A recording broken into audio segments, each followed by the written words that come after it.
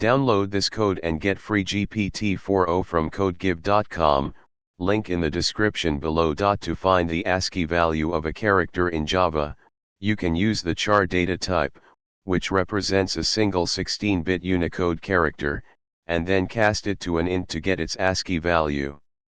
Here is a step-by-step tutorial along with a code example.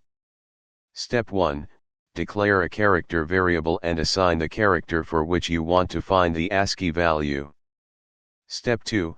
Cast the character variable to an integer to get its ASCII value. Step 3.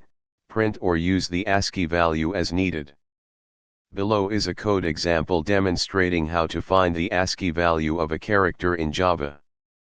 In this example, we assign the character a to the variable ch, then cast ch to an int to obtain its ASCII value. Finally, we printed the ASCII value. You can replace the character a with any other character to find its ASCII value using this code. Compile and run the above code, and it will output the ASCII value of the character a, which is 65.